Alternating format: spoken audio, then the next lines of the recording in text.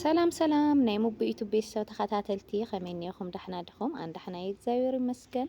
ሎማዓንቲ ስላሴ ይርእይዎ ከምዚ ኢልና ውዒልና ማለት እዩ። ቁርስና ደሞ ድሕሪ ቤተ ክርስቲያን ነዚ ይመስል ማለት እዩ። ከመይ ሪኢኹሞ ናቀደም በሉ ዕሪፍኩም ትበልዑሉ እንጀራ ይሃብኩም ደቂ ዓበይቲ ሰንበት በኣኹም ከመይ እኒኦ ባየ ከምዚ ውዒሉ እና ከመይ እኒአኹም ና ሰንበት ቡና ከስሕቀኩም እየ ኣብዚ ከምቲ ትርእይዎ ኣለኹም መስቴር ሎምቐኒ ብጣዕሚ ሕምኒ ስለለቐነየ እሳ እያ ለፍልሐትለይ ግን ማለት እዩ ደቂ ዓበይቲ ኣለኽንዶ ቡና ላትፈልሐ ሓፍ ከፍለይ ትፎትያ ኣነ ብስሩ ቡና ይመስለኒ ኣስቴር ግን ማለት እዩ ደም በዝሒ እያ ተትሕዘካ ደቂ ዓበይቲ ደም በዝሒ ቀጥ በቃ ኣብዚ ከምቲ ትርእይዋ ማለት እዩ ኣስቴር እሻብታ ተቓልያ ትወርድ እያ ኮፍ ትብል እምበይ ማለት እዩ ትለዓል ደገ ትወፅእ ኣብዚ ህዝሲ እንታይ ድያ ላልክዋ ስስ ሞባይል ሒዝክዎ ዶ ላልክዎ ብለይ ሞባይል ማ ሂወት የብለይ ኣበይ ነይዲ ጀሚሩ ላበለትኒ እያ ማለት እዩ ኣነ ደሞ ዋይ ብስሩ ናይኹ ቡና ሰይገነ ብስሩስ ኣይገነ እየ ላበልክዋ ላሰሓቃት ማለት እዩ ዋይ መብራት ስኳዕ እና ኩራተይ በስቴር ሓሪረ ኩለኩም ደልየ እየ በስቴርሲ ጨጎራይ ተልሒፀ ትርእይዋ ኣለኹም ኣብዚ ኢለት ኣይድያ ትብላ ከምዛ ቆንጆ ቅርፃ ለላ ቆልዓ ኣብ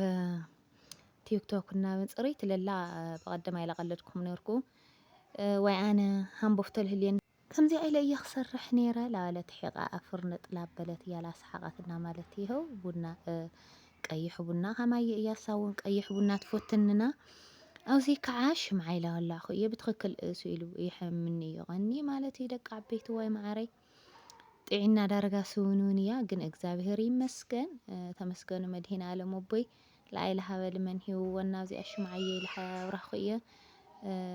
እግዚአብሔር ኣምላኽ ኣብ ለለኹም ዋሓስ ጠባቃ ይኹንኩም ስላሴ ኣቦይ ብቅድሚኹም ይቅደም በተለይ ኣብ ስደት ውሕዱድ ለለኹም በተለይ ብዙሕ እዚ ሎምቐነ ብናትና ኣከባቢ ቁረካብ ለሎ ክንደይ ህፃውንቲ እዮም ተቐንፂሎም ኣብ ሕዱድ ማለት እዩ ወላዲ ልእብድ ፈጣሪ የምፀልና በእውነት ከቢድ እዩ ብዙሕ እዚ ግዜ ወደየ ጓለየ ከቢድ እዩ በተለይ ሬሳ ዓድማቱ ልቐሪ ውይ በስመ ስላሴ ቃንዝኡ ከቢድ እዩ ደቂ ዓበይቲ ወይ ብጣዕሚ እዩ ቃንዝኡ ከቢድና ስላሴ ኣቦይ ባዕሉ እምኒ ይምለሰሎም ልቦም ማለት እዩ እግዚአብሔር የፅንዐዮም ብጣዕሚ እዩ ከቢድ ውይ በስመ ኣብ ሓዘንስ እንድዒ ዋይ ሓዘን ዓድካ እዩ ፅቡቕ ኣብ ስደት ውላድካ ቀብሪ ምንም ሬሳ ለይረእኻ ምንም እመን ለይብልካ ግን ልልመፀ ሬሳ ላረኣያ ወለድና ከቢድ ኩነታት እዩ እኒአና እዛ ስደት እዚኣነስ መድሂን ዓለም ይዕፀያ እየ ልብል መን ኮን ጀሚርዋ ቃንዛ እና ቤዛኹም በተለይ ኣብ ሕዱድ ለለኹም ኣሕዋትና ርእስኹም ኣቐድሙ እዞም ኣሕዋተይ ማዕረይ ልዕሊ ሂወት የለይ ዋይ ምስ ሞትካ ቅርሸይ ይብላዕ ኢና መድሂነ ዓለም ዋሓስ ጠባቃ ይኹንኩም እግዚአብሔር ኣምላኽ ብሰይፍ መስቀል ይሓሊኹም በይ ኣብ ስዕዲ ለሎ ኩነታት ሎምቐነ ብጣዕሚ ከቢድ ብእስርየት ኣሕዋትና ይስየፉ ድምፂ ልኾኖም ስኢኖም ኣብ ሕዱድ ረይስኦም ፈቓዲኡ ተደርቢ ተሪፉ መርድእ ጥራሕ ካብዚ ይሰውረናና ኣሕዋተይ ኣብ ሕዱድ ለለኹም መራሕቲ ለእግዚአብሔር ኣምላኽ ይሓሊኹም እዞም ኣሕዋተይ ማዕረይ ከቢድ እዩ ቃንዛ ከቢድ እዩ እና ኣብ ዓድኻ ስኳ ተሞይቱካ ተፈቲሕካ ሬሳኻ ሪኢኻ ትቐብፅና እግዚአብሔር ኣምላኽ ከለላ ይኹንኩም እየ ልብለኩም ናብዚ ደሞ ኣኮይ ክዓዲ መፂኒ ማለት እዩ ኣጋጣሚ ልሕክምና ቃርፀካ ደይለየስ ኣቲ ከምዚ ኢለ ጥዕና ለይብለ ኢላለ ላሰሓቐኒ ኢና እግዚአብሔር ኣምላኽ ካብ ቃንዛ ስጋ እግዚአብሔር ኣምላኽ ካብ ስደት ምቕራይ እግዚአብሔር ኣምላኽ ካብ ስደት ምዕንቃፍ ይሰውርኩም እዞም ኣሕዋተይ ማዕረይ ኣብ ስደት ሲ የኾነይ ክትሞት ሲ ክትሓመም ለውንስ ብጣዕሚ እዩ ከቢድ ልፈልጦ እዩ ልፈልጦና ኣይ እንድዒ ኣነስ ቃላት የብለይዋ መሞቲና መዓልቲ ስለለይ ንፈልጦሲ እግዚአብሔር ኣማዋውታና የፀበቐልና እየ ልብል እግዚአብሔር ኣምላኽ ለዓድና የብቅዐና ናንስሐ ግዜ ይወስኸልና ላበልኩ እየ ናብዚ ላበልዓኹ እየ ኣኮይ ከቃርፀካ እየ ላበልኩ እዚ እንተን ላበልኩ ኣትሕደጊ ላለኒ ብተለይ ኣብታ ተለይን ክትርአ ኣለኻ ኢኻ ላበልኩ ላሰሓቅክዎ ማንጎ ሒዝና ሃምሃም ላልና ኢና ማለት እዩ ኣነ ከምዚ ጌርካ ማንጎ ምብላዕ እየ ልፈቲ እና እግዚአብሔር አምላክ ሽሻይ ለይሮና የሽሻይ ፍጠርልና እግዚአብሔር አምላክ ካብ ገጽ ሰብ ይሰውርና እግዚአብሔር አምላክ ሲ ናባዕልና እፎይልና ንበልዓ እፎይልና ካፊትና ንኣትያ ገዛ ይፍጠረልና በእውነት ካብ ገጽ ሰብ ይሰውረና እኽሊ ሓያለ ይሓስኪ ብላ ነይረን ቀደም ምን ቤተይ ልብላዕ ሲ ሰበይ ይሓዞ እውነት እንኳዕ ፍርዲ ህይወትና ለሰብ ልሕዘሉ ይምኾነና እግዚአብሔር አምላክ ፈረቲ ለአይ ይግበረና ካብ ፈረርቲ ካብ ሓመይቲ ካብ ሕማቅ ገበርቲ ይሰውረናና ረእይዋ እዚ እዩ ከጉርዕ እንልውሎ ማለት ኢለ ይነበረካ ቆለ እያ ትምፅእ ኣስቴር ለብለን ዶ ረእይዋ ብምክንያት እዩ ረእይዋ ትጭፍር ኣኮይ ኮኒ እዩ ቃሽነይ ማርያም ኮፍ ኢሉ ብቅድሚያ ግንሲ ብሕሱም ሞባይል ሙፍታይ ስትርእይዋ ኣለኹም ድኹም በቃ ትስሐቅ ትጭፍር ላባይለ ትጥምት ኮይለ ትጥምት ማለት እዩ ንሪኢን ኣለዉ ድዮም ላለቲ ኣነ ላሰሓቅኩ እየ ቦይ ስለእትዮ ኣለኹ ውፅአየ ስለነውግዕ ኣለና እምበይ ብጣዕሚ እያ ስሒቃትኒ ግን ሓንቲ መዓልቲ ተናጊረያ ይፈልጢ ኣውዚ እያ ክትሰምዖ ማለት እዩ ኣለኽ እንድኻ መስቴር ጨጎራ ኣሕዋትክን ተልሕፃ ማለት እዩ ረእይዎ በቃ ካሜራ ሃምለለስ ረሲዓ ትበልኒ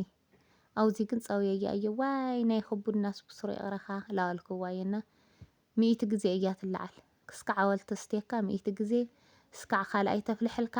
200 ክሻው ሳልሳይ ተፍልሕልካ ለ 300 ደግነቱ ክሻው ሳልሳይ ንሰቲ ኣወልስቲ ተቢድና ግዳሽ ይብልናይ ምክንያቱ ብሞባይል እያ ስውርቲ እያ መዓዝ ሞባይል ክትሕዞ እረ ትርእየላ ክትኮይን ክዘስቴር ዚ ናጋ ንጎትሪ ክትርእየ ከቀጣይ ትርእይ እዛ ደንባር ማለት እዩ እዛ ወደል እዛ ኮርጫጭ ማለት እዩ ኣብየት ተሪኣት ንኮ ፀርፍተን ጀብጀበኒ እያ መብራት ልፃረፍ እዩ ክትብለኒ ኣውይኻ ማይ እንድሕር ኣነ ኮሬስ ልፃረፍ የለይ እና ብሩኽ ሰንበት ይግበረልና ብሩኻተይ ከም ትልወልኩኹም እየ ፀፅቡቕ ጥራሕ የስምዐና ኧረ ሰብ ኮይኑ ኣብ ስደት ኣይቕረኻ በስመ ኣብ ብጣዕሚ እዩ ከቢድ ሙማትካ ለይተርፍ ካልኣይ ተመሊስካ ለይትፍጠረላስ ዓለም ስብያ ን70 ዓመት 50 ዓመት 80 ዓመት ርኢኻ ኣላ ክትሞት ኣለካና ኣነ ብጣዕሚ ኢለ ፍርሐኒ በቃ ኣብ ስደት ወይ በስመ ኣብ ስደትስ ቤተሰብካ እዩሙትካ ስደትስ ማንኛውም ካማኻ እንጀራ ደልዩ ፀሓይ ተወቂዑ መንከራ ርኡ ኸይዱ ዕሸ ኸይውጎ እየ ልብልካ ማኣነ ሓንቲ መብራት ማለት እዩ እና እስቲ ዝዓለም ሲ ፅቡቅ ሰሪሕና ኣላ ንሞት ይገበረና እምበይ መፍርሒ ሰዓት መፍርሒ ወለዶ መፍርሒ ኩነታት ኢና እኒአናዮና እግዚአብሔር ኣምላክ ሓደ ግዜ ብዓይኒ ምሕረቱ ዝሓለየና እምበይ ካብ ሓጢኣትና ተትኾንሲ ማይ እኳ ጥረብ የምበለይና ለወለድና ክብል እና ክቡራት ቤተሰብ ሎማዓንቲ ሰንበት ነበረና ውዕሎ ነዚ ይመስል ሎማዓንቲ ኣስቴር ሓፍተይ ኣፍሊሓትለይ ማለት እዩ ንእሽተይ ሎሞ ኣነ ክብድብድ ኢልኒ ማለት እዩ እና ብጣዕሚ እየ ልፈትየኩም ብጣዕሚ እየ ለኽብረኩም እግዚአብሔር ኣምላክ ንዓና ይምስልኩም ኣብ ስደት ዘለኹም ኣሕዋተይ ከዓ እና ሼር ሳብስክራይብ ላይክ ላገበርኩም ኮሜንት ላፀሓፍኩም ሓሳባትኩም ኣይፈለየን ማለት እዩ ካብኡ ከዓ ብትፅሕፍዎ በተለይ ደቂ ኣንስትዮ ኣሕዋተይ ብትፅሕፍኦ ብተደጋጋሚ ልሪአክን መብዛሕትኦም ኣሕዋተይ ብጣዕሚ እየ ልፈትየክን እግዚአብሔርን ቃላት የብለይ እግዚአብሔር ኣምላክ ልሰራሕክንኦ ይባረኸልክን ካብ ስደት ከዓ መሬት ዓድክን የውቅዕክን ዘነ ኣሕዋተይ ማዕረይ ለይረእክንኦ ደስታ ይፍጠረልክንና ሰንበት ክብርቲ ብጣዕሚ ደስ ልብል ውዕሎ ውዒለ ምሰኮይ ምስ ሓፍተይ እና ማለት እዩ ኣዕሪፍክን ትበልዓሉ እንጀራ ይሃብክን ዘን ኣሕዋተይ ማዕረይ ሓሳባትክን ወይ ርእይቶ ወይ ጥያቄ ተልክን ኣብ ኮሜንት ኣቕምጣ ብሩኽ ሰንበት ይግበረልና ባይ